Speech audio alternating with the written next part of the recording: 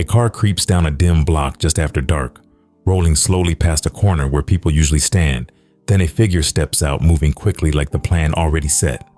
By the time anyone clocks the movement, shots already crack through the air, sending everybody ducking behind parked cars or running toward whatever cover they can find. What throws people off is not the gunfire itself, since that part feels familiar, but the way the shooter moves, since the walk looks different, the posture slightly off, something not lining up right. As the figure slips back into the vehicle, one person swears the wig shifted when the head turned, while another says the voice sounded too soft for what just happened. Yet nobody stays long enough to confirm anything. The car pulls off before anyone decides what they really saw, which leaves the block quiet again, though that quiet feels heavier than before. Word spreads later that night, though nobody agrees on details since some say it was a girl, while others brush that off completely. What everybody does agree on is that it was targeted, not random, which raises a different kind of question that sits with people longer than the noise did. To understand how something like that becomes possible, you have to step away from that moment and look at the patterns behind it, because what seems unusual at first often becomes easier to recognize once the full context is in place. Most people grow up believing that this kind of violence follows a fixed structure, where young men dominate the space, carry out actions, and build reputations tied to fear. That idea has been reinforced through years of repetition, leaving little room for anything that does not fit inside it. But that picture starts to break once you look closer, especially in places like East Oakland, where the environment shapes people early and identity forms through experience rather than expectation. Around areas like 35th Avenue, the rhythm of life has always been different, defined by what people navigate daily rather than what outsiders assume. It is within that environment that Vanessa Renee Reese, later known as V Nasty, grew up. Her story does not begin with music, and it does not begin with attention. It starts in a household shaped by instability and resilience at the same time, where both of her parents were young when they had her. Her father only 15 and her mother 17. That kind of beginning already places someone in a different trajectory, where structure is not always consistent and responsibility arrives earlier than expected. Her father, who was originally born in Vietnam before moving to Oakland, carried his own history into that environment, eventually becoming involved in street-level activity before later struggling with addiction. He was present, but not always in a traditional parental role, existing more like an older sibling at times, which meant guidance did not come in the way it typically would. That absence of structure creates space for the environment to take over, shaping behavior through what is seen and experienced rather than what is taught. Her mother, on the other hand, provided consistency in a different way, described as loyal, supportive, and always present, even within the limits of what she could control. That balance between instability and support formed the foundation of her early life, where both protection and exposure existed at the same time. Growing up in East Oakland meant being surrounded by a specific reality, one that did not feel unusual at the time because it was all she knew. She described it later as both a gift and a curse, something that shaped her identity while also exposing her to situations that carried lasting impact. The key detail is that she did not initially recognize anything about her environment as abnormal because there was nothing to compare it to. That perspective only begins to change later, when reflection replaces immersion, when distance allows someone to look back and realize that what felt normal was not actually typical. At the time, though, everything blends together, forming a version of reality where survival, adaptation, and belonging matter more than anything else. Being one of the few white girls in a predominantly black neighborhood added another layer to that experience, creating constant pressure to prove belonging without explicitly being told to do so. She did not describe being excluded, but she did acknowledge that people test each other naturally in those environments, where respect is not given automatically, but established through behavior. That process shapes how someone carries themselves, how they speak, how they respond to situations, and over time it removes the distinction between adapting and becoming. By the time she reached her early teenage years, she described herself as already being outside at a young age, meaning deeply involved in the environment rather than observing it from a distance. At the same time, major life changes were happening early, including becoming pregnant at 15, which added another level of responsibility before she had fully processed her own circumstances. That kind of moment does not pause everything else. It simply layers on top of what is already happening, making decisions more complex without necessarily changing direction. School was no longer part of her path by that point. As she dropped out around 13 or 14, removing another structure that might have provided a different trajectory. With her father less present and her mother focused on maintaining stability, there were fewer barriers between her and the environment that was already shaping her decisions. During this period, she described seeing things that later made her question everything. Moments that felt normal at the time, but became harder to process once she understood that they were not typical experiences. That realization does not happen immediately. It comes later, after time and reflection, when patterns become visible in a way they were not before. The environment itself reinforced certain behaviors, where risk-taking was not only common, but often rewarded socially, and where identity was tied to how someone navigated those risks. Over time, this led to involvement in activities such as theft and robbery, which eventually resulted in arrests that became part of her record. She later acknowledged having multiple robbery-related cases and being on probation, describing how those legal consequences began to weigh heavily once the reality of long-term impact became clear. The possibility of a third strike under California law introduced a level of pressure that shifted her perspective, forcing her to think beyond immediate survival and toward long-term outcomes. That shift did not happen all at once, but it marked the beginning of a change in how she viewed her own future. Instead of focusing on short-term decisions, she began considering what her life could look like beyond the environment she had grown up in, even though that environment still held a strong pull. At that point, music was not part of the plan, not something she had set out to pursue or even seriously considered. It existed around her in the form of people she knew experimenting with it, but it was not positioned as a path forward.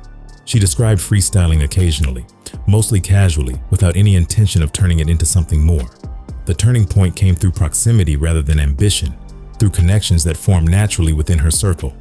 Her cousin, who was already involved with someone connected to the creative scene, became the link that introduced her to a different environment, one that existed parallel to the streets but operated under a different set of rules. That connection led to her first encounter with Natasha Zolat, known as Creation. But it did not begin as a collaboration. It started with confrontation, based on the belief that Creation was influencing her cousin negatively. She approached the situation expecting conflict, ready to challenge what she thought was happening, only to realize that the situation was not what she had assumed. Instead of escalating, the moment shifted, and that shift created an unexpected connection that would change the direction of everything that followed. What she later recognized, looking back on that moment, was that this connection provided something she had not fully understood at the time. It gave her access to a different kind of space, one where she could step away from the constant pressure of the environment she was used to, even if only temporarily. Through that connection, she found herself attending events, parties, and spaces that operated under different expectations, where she did not have to carry the same posture or maintain the same level of alertness. That contrast created an outlet, even if she did not recognize it as one in the moment. At the time, it simply felt like something different, something separate from everything else she had known. It did not replace her environment, but it introduced another option, one that would eventually lead to something much bigger than she initially realized, and that is where the shift begins. On one side, there was everything she had grown up around, the streets, the expectations, the habits that had already shaped how she moved. On the other side, there was something unfamiliar, creative, unpredictable, and at first not entirely taken seriously. The early moments of that shift were simple, almost unstructured, built around hanging out, experimenting, and recording small clips without any sense that they would reach beyond the immediate circle. Creation had a camera, and that alone changed the dynamic, because now moments were being captured, not just lived. Those recordings were not polished or planned. They were spontaneous, sometimes messy, often playful, and at the time, they were not meant for anything beyond entertainment. They would record on basic setups, using a laptop microphone, standing close together, laughing, freestyling, and treating the process more like an activity than a career. There was no studio environment, no production plan, and no awareness of how those moments could be interpreted once they left that space. It was simply an extension of their interaction, something that felt separate from everything else she was dealing with. At the same time, her life outside of that environment had not slowed down. She was still dealing with the realities of the streets, still navigating situations that carried consequences, and still making decisions shaped by what she knew. That dual existence created a tension that was not fully visible at first, because neither side had yet overtaken the other. The first time that tension became visible was when one of those recorded moments reached an audience it was never intended for. A video surfaced online showing her freestyling while wearing a wig, and it spread quickly, gaining attention for reasons she was not prepared for. The response was immediate and overwhelming, filled with criticism, backlash, and commentary that framed her in ways she had not anticipated. Instead of opening a door, that moment felt like being pushed into something without warning. She described it later as traumatizing, not because of the attention itself, but because of the way that attention was directed. It was her first real encounter with visibility beyond her immediate environment, and it did not come with any preparation for how to handle it. At that point, the idea of becoming a rapper or building a career in music was not appealing. If anything, that experience pushed her further away from it, reinforcing the idea that stepping into that space came with consequences she did not want to deal with. She was still grounded in her original environment, still focused on the life she understood, and still navigating situations that kept her connected to it. That connection led to another turning point when legal consequences caught up with her actions. She was arrested again and spent time in jail, a period that removed her physically from everything else that was happening, but did not disconnect her from it completely. It was during this time that something unexpected began to happen. While she was inside, attention from the outside started to shift. Instead of criticism, she began receiving support in the form of letters, messages, and people acknowledging her presence in a way that felt different from what she had experienced before. A campaign around her name began to circulate, with people sending mail and expressing interest in her story, creating a contrast that she had not expected. This moment is important because it marks the first time the perception around her began to change in a way that she could see directly. It was no longer just about a single viral clip, but about a growing recognition that extended beyond that moment. Inside that environment, where most people are disconnected from external validation, that shift stood out even more. When she was released, that change followed her out. Instead of returning quietly, she was met with a camera, documenting her exit and turning it into another piece of content that resonated with people. That moment, walking out of Santa Rita jail, became one of the most recognized images associated with her early presence, not because it was staged, but because it was real. Around this time, the momentum around Creation was also building, particularly as she continued developing her creative direction. The two were still closely connected, along with Julia Capitate, later known as Lil Debbie, forming what would eventually be recognized as the White Girl Mob. The name itself carried weight, drawing attention and curiosity even before the group fully understood what it would represent. Their dynamic was not uniform because each of them came from different backgrounds and carried different experiences into the group. Creation focused on visual creativity and production. Debbie brought a contrasting upbringing, and Reese carried a presence shaped by direct exposure to street life. That combination created both appeal and tension, even if it was not fully acknowledged at the time. The turning point came when Creation created and released the music video for Gucci Gucci, a track that would quickly gain traction for its simplicity, confidence, and commentary on materialism. The video did not rely on high production value, but on a distinct style that set it apart, allowing it to spread rapidly across platforms.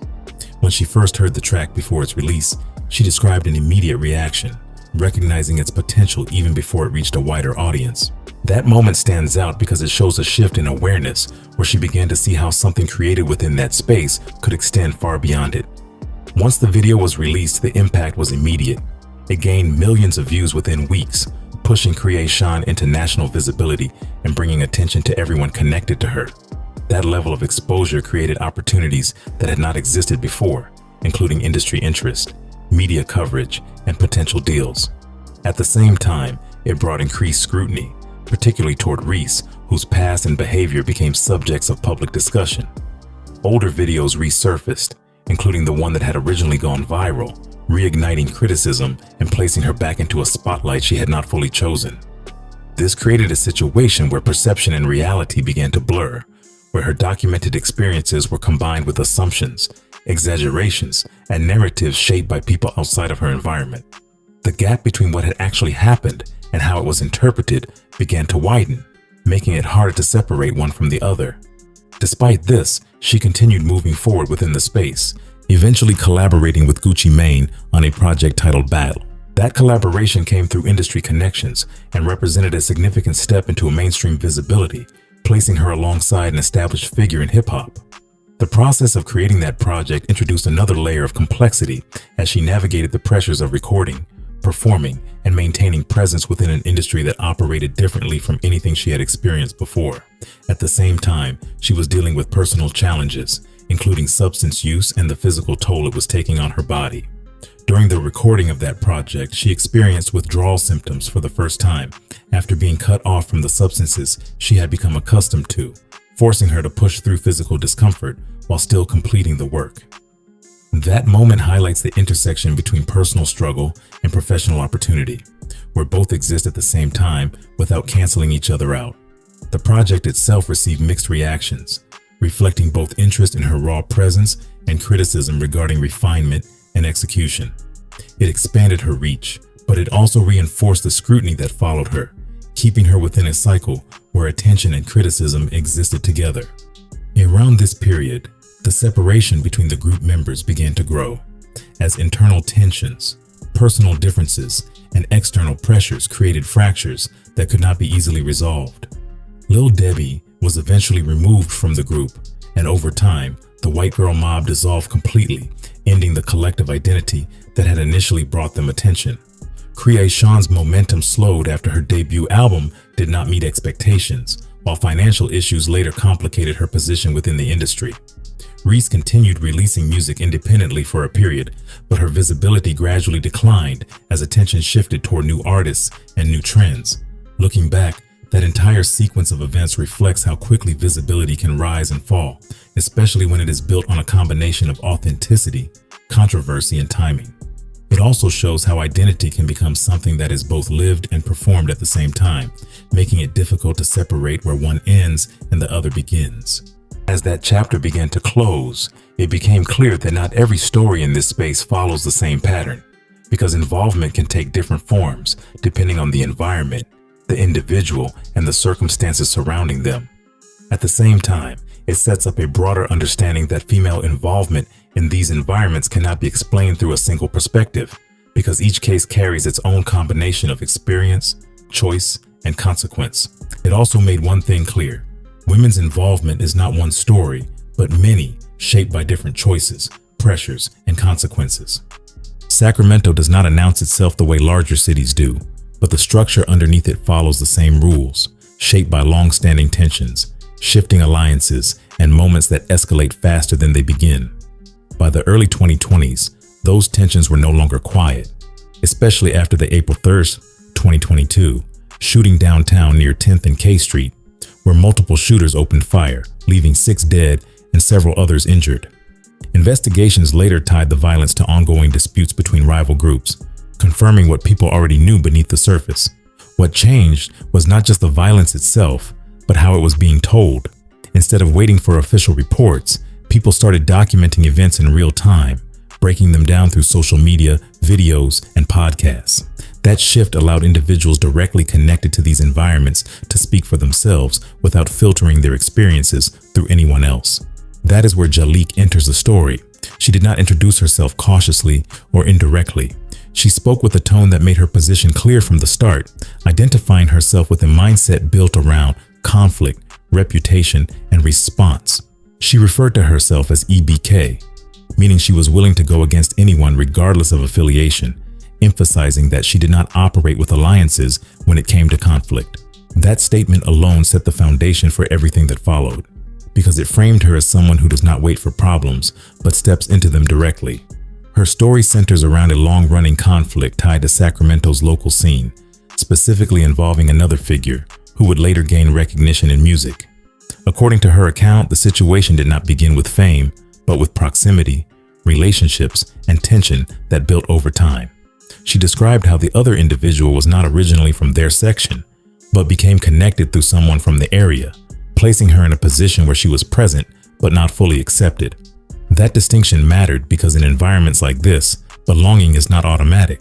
It is tested, observed, and challenged. The tension escalated after an incident involving a younger family member where someone connected to her group was attacked. That moment triggered a response that moved quickly from conversation to action. A meeting was arranged, not as a discussion, but as a setup for confrontation, where both sides agreed to meet at a public location to address the situation directly. At that point, the expectation was clear. It was supposed to be a physical fight, one-on-one, structured within the rules that existed in that environment. Jalik explained that the plan was simple. She would fight one person while her associate would fight another. There was no expectation of weapons, no assumption that the situation would escalate beyond that. When they arrived, the setup began as expected. One of the individuals immediately rushed forward, initiating the fight without hesitation, forcing the situation into motion before anything else could be said. The two began exchanging blows, moving from the street toward the park as the fight intensified. Jalik stepped out at the same time, moving toward her own target, preparing to engage in the same way. But before that could happen, something shifted. She noticed movement that did not match the plan.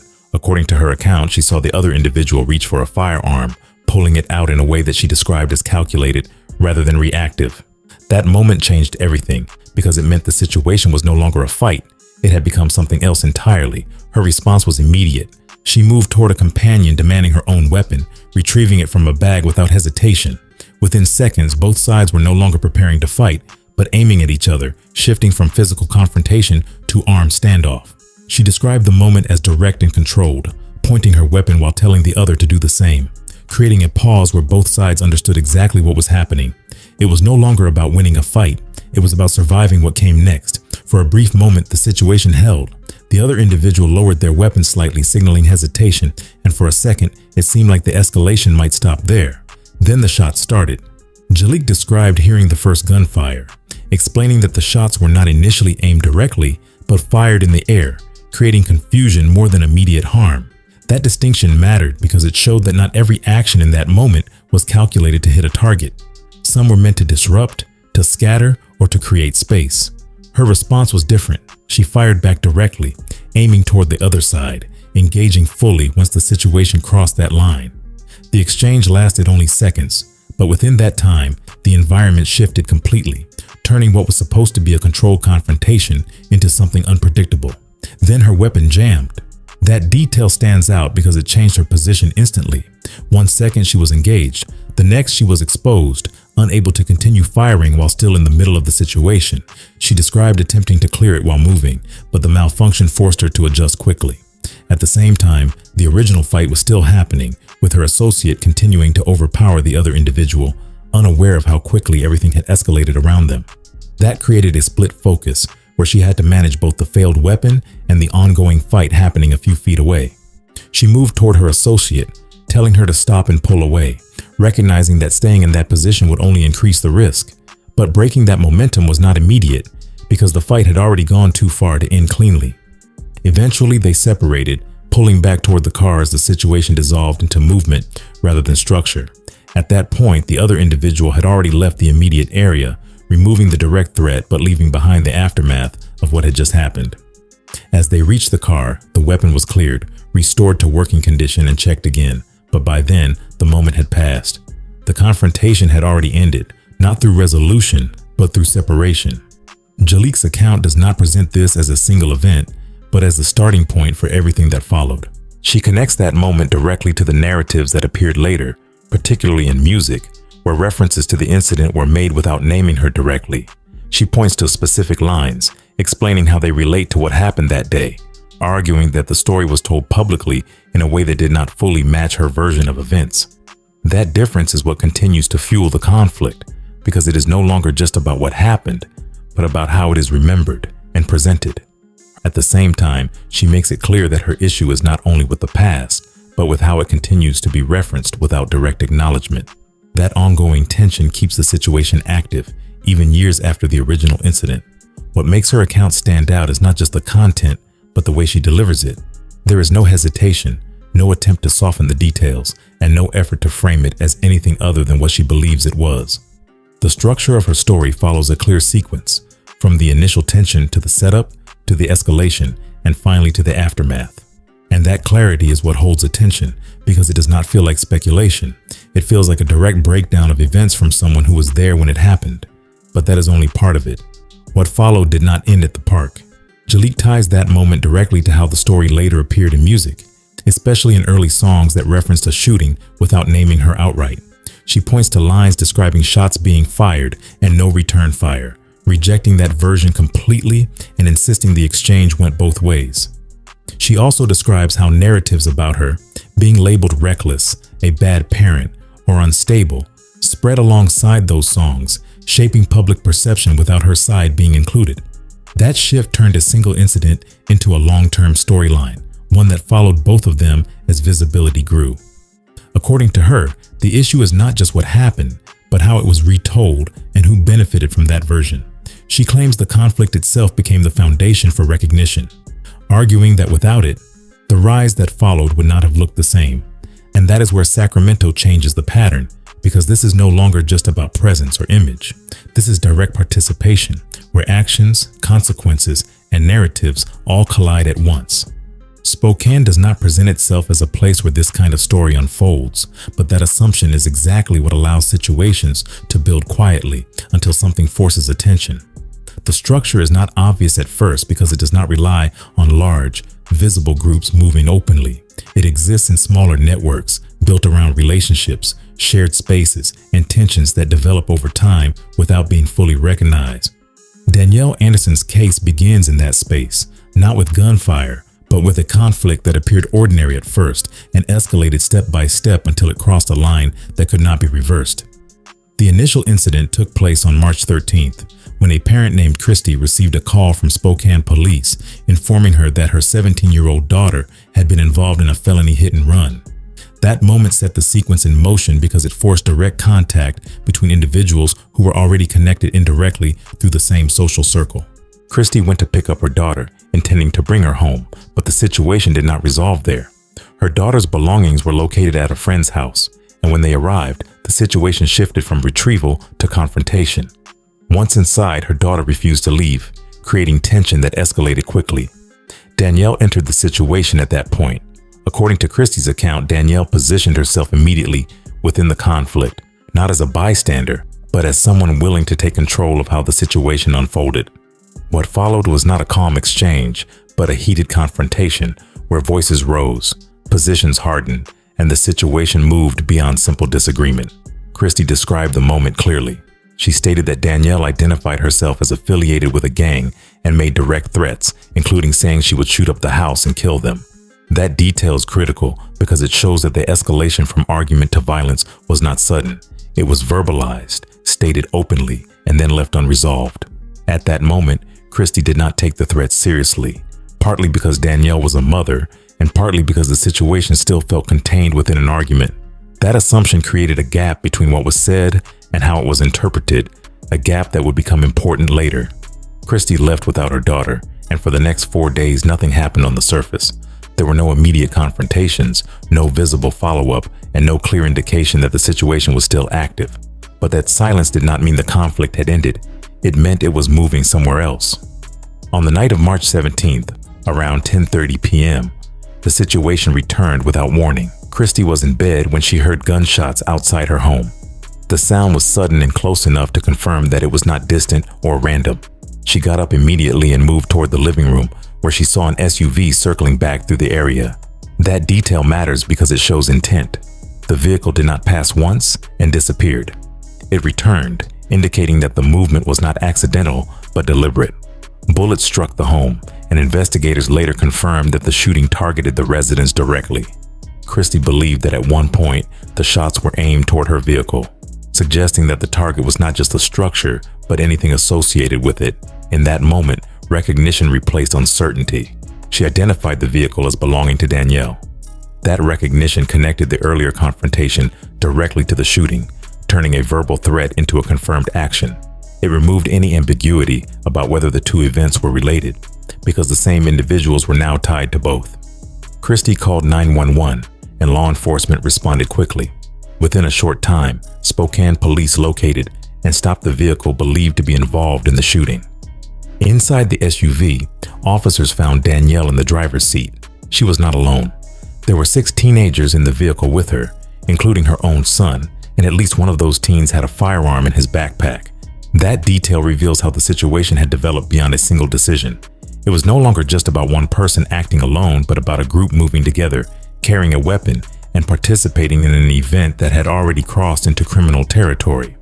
The presence of multiple teens also shows how quickly involvement expands. What began as a conflict between 2 individuals had now pulled in several others, placing them all in the same situation. whether they fully understood the consequences or not. Danielle's role in that moment was clear. She was driving the vehicle. That position places her at the center of the event because it means she controlled movement, direction, and access to the location. It also means that regardless of who fired the weapon, she was directly involved in enabling the act to happen. Police recovered the firearm and made arrests at the scene. Danielle and one of the teenagers were taken into custody, while others in the vehicle became part of the investigation. The aftermath did not stop with the arrest. Christie's daughter, who had been present earlier in the conflict, was not arrested. Instead, she remained connected to the group, continuing to stay at Danielle's house even after the shooting. That detail extends the story beyond the event itself, showing that the relationships driving the conflict were still active even after the situation escalated. It also introduced another layer of concern. Christie reported that her daughter had sent messages threatening further action, stating that the situation was not over and that more was coming. Those messages reinforced the idea that the shooting was not an isolated act, but part of an ongoing conflict that had not been resolved. The impact on the family was immediate and lasting. Christie described feeling shocked, not only by the shooting itself, but by how quickly the situation had escalated from a disagreement into a direct attack on her home. The response to that impact was decisive. She and her husband began making plans to leave the state, choosing to relocate rather than remain in an environment where they felt unsafe. That decision shows how the consequences of a single event extend beyond those directly involved, affecting entire families and forcing changes that go far beyond the original conflict. For Danielle, the situation moved into the legal system, where her actions were evaluated based on evidence rather than explanation.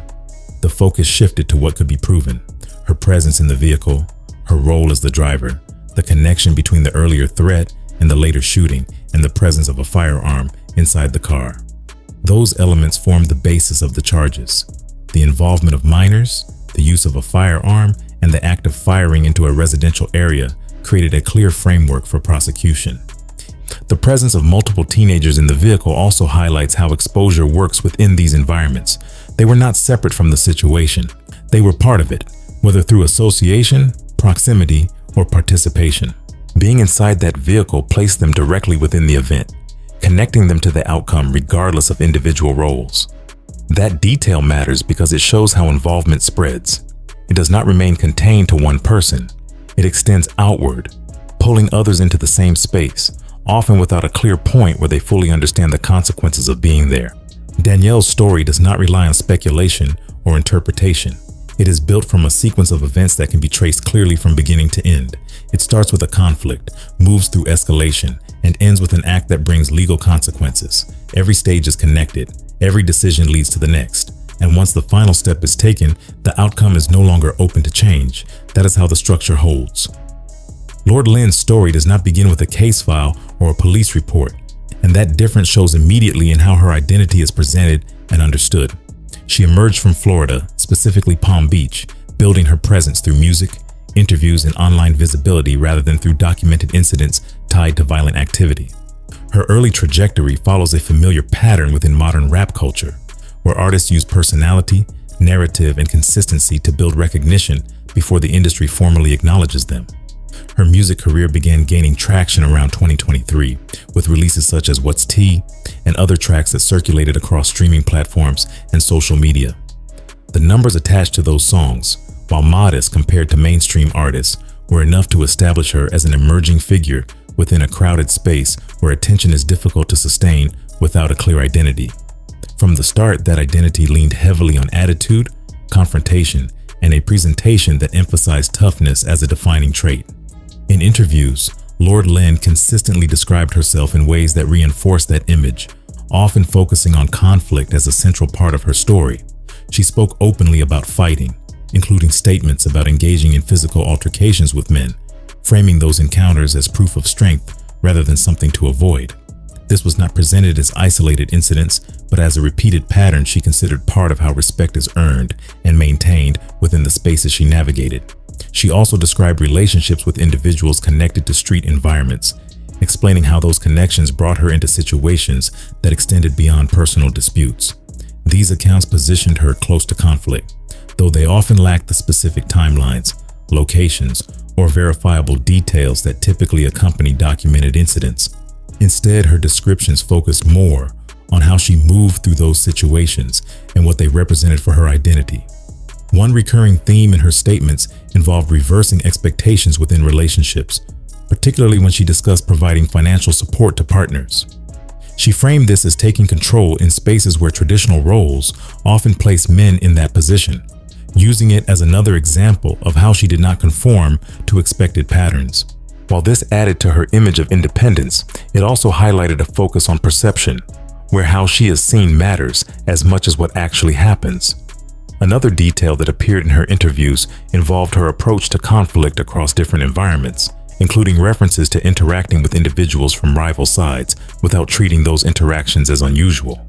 She spoke about crossing into spaces typically defined by loyalty and tension, presenting it as something she handled without hesitation. However, these descriptions often lack the structure seen in accounts tied to real incidents, where actions follow a clear sequence shaped by immediate consequences. This gap becomes noticeable when focusing strictly on the core details of her story, because the emphasis remains on what is said rather than what is documented. Unlike cases built from police reports or court records, Lord Lynn's narrative exists primarily within her own words and the platforms where she shares them. That means the details are shaped by how she chooses to present them, without external verification confirming the extent of what she describes. Her delivery plays a significant role in how those statements are received because she speaks with confidence and consistency, rarely showing hesitation or uncertainty. The focus stays on maintaining that image rather than expanding into verifiable events that could either support or contradict it. Another aspect of her story involves how she connects her experiences to her music, using lyrics and visual content to reinforce the same themes she discusses in interviews. The overlap between her spoken narrative and her artistic output creates a unified identity, where both serve the same purpose of establishing her presence. This approach aligns with how many emerging artists build recognition, using repetition and consistency to make their image recognizable. At the same time, reactions from audiences have shown a level of skepticism towards some of her claims, particularly when listeners compare her statements to patterns seen in documented cases. This skepticism does not necessarily disprove what she says, but it highlights the difference between narratives supported by evidence and those built primarily through self-presentation. The absence of detailed, verifiable events creates space for interpretation, where audiences decide what to accept and what to question. Despite this, Lord Lynn has continued presenting herself in the same way, maintaining a consistent image across different platforms and appearances. This consistency suggests that the narrative itself is central to her identity, regardless of how it is interpreted externally. Rather than adjusting her presentation in response to criticism, she reinforces it, indicating that maintaining that image holds more value than addressing doubts directly. Her story operates within a space where perception carries significant weight, especially in a culture where identity is often constructed through storytelling as much as through action. The details she shares are not random, but selected to support a specific version of herself that aligns with the expectations of the audience she is trying to reach.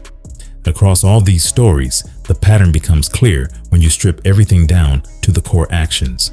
What begins as tension, misunderstanding, or ego does not stay there.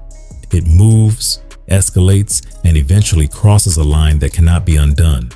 The environment matters, the people involved matter, but the turning point is always the same, a decision made in a moment that changes everything that follows. Some build identity through storytelling, others through action, but once violence enters the picture, the narrative stops being flexible. It becomes fixed, documented, and judged based on what actually happened, not how it is later described.